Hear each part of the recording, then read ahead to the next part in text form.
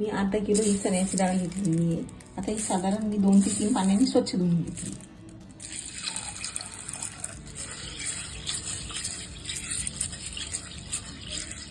पाण्याने ही डाळ धुवून घेतलेली आहे आणि साधारण 2 मोठा ग्लास पाणी टाकलेलं आहे यामध्ये. आता मी थोडीशी हळद घातली आहे.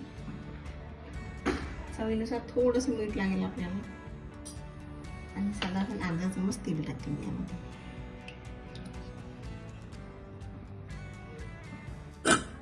आता साधारण 4 शिट्ट्या होईल कुकर लावून घ्यायचं.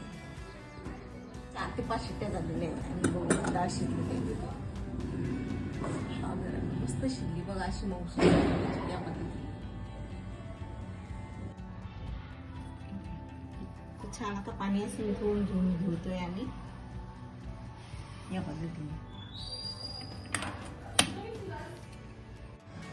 ही साधारण आहे ना अर्धा किलो डाळ आहे चण्याची आणि या मापाला आम्ही साधारण 1 पाव गूळ घेतलेला आहे. तर एकदम परफेक्ट गोड होती, जास्त पण गोड होणार नाही आणि एकदम मापात बनेल. आता कढई आम्ही तापत ठेवली आहे. साधारण त्याच्यामध्ये 1 मोठा चम्मच तुपाचा करून घेतो. गाईचं रवाळ तूप आहे.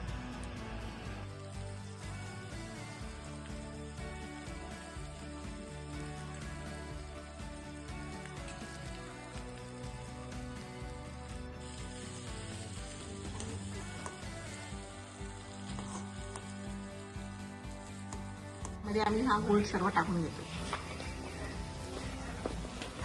आणि सगळं मिश्रण चांगलं एकजीव करायचं गूळ घातल्यावर.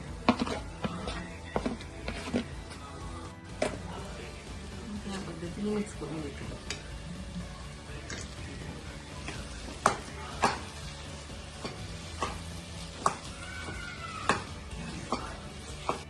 आता आपली डाळ चांगली मऊसूत झालेली ना, त्यामुळे आपल्याला जास्त मेहनत करावी लागणार नाही घातण्यासाठी.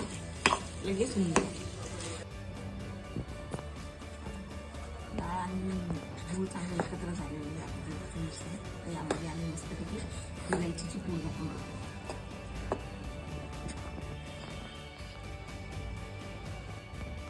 या पद्धतीने आम्ही चाळणीमध्ये काढून त्या पूर्णाला बारीक करून घेतो. एकदम इझी पद्धती या पद्धतीने करून घ्यायची.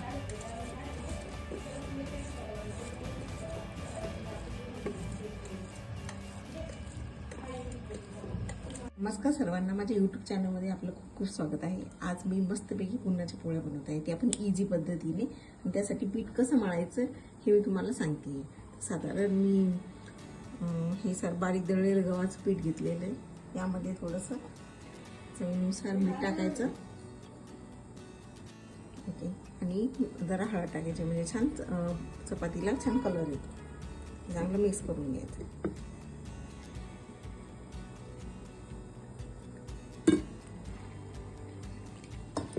थोडं थोडं करून पाणी घालायचं छान आणि या पद्धतीने छान मऊसूत पीठ मळून घ्यायचं. या पद्धतीने छान मऊसूत मळून घ्यायचं. तर बघू शकता हळदीमुळे छान पिवळसा कलर आलेला आहे. तर या पद्धतीने असं मऊसूत मळून घ्यायचं आणि याला जरा मी तेलाचा हात लावते. जरा मी तेलाचा हात लावून घेते याला या पद्धतीने. या पद्धतीने असं मळून घ्यायचं. या पद्धतीने असं तेल लावून जरा मळून घ्यायचं आणि साधारण अर्धा तास हे असं मुरत ठेवायचं म्हणजे छान चपाती आपली मऊ आणि लुसलुशीत होते. तर या पद्धतीने मी पुरणाचा गोळा करून घेतला आहे आणि या पद्धतीने पिठाचा बघू तुम्ही पीठ पण किती मऊ मऊ आहे. आता मी आणि लाटते बघा 2 सारख्याच आकाराचे घेतलेले. या पद्धतीने थोडं लाटून घेऊया.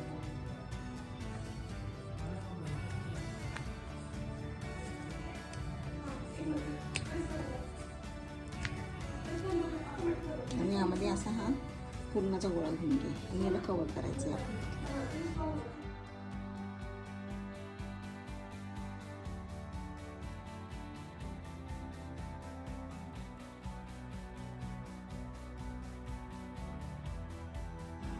या पद्धतीने चांगला गोळा मी असं पॅक करून घेतला. थोडा हलक्या हाताने दाबायचं याला या पद्धतीने म्हणजे पुरण सगळीकडे पसरेल.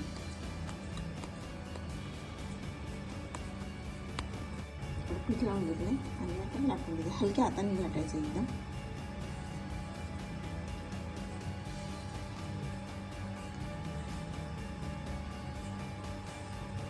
सर्व बाजूने समान.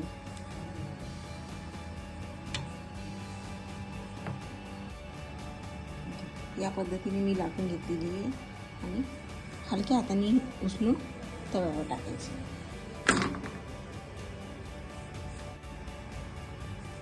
हलक्या हाताने तव्यावर टाकून घ्यायची छान.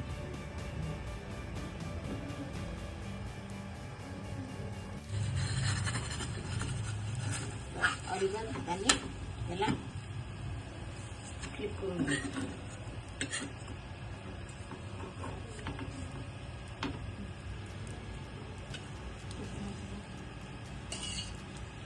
छान तूप लावून घ्यायचं मस्त.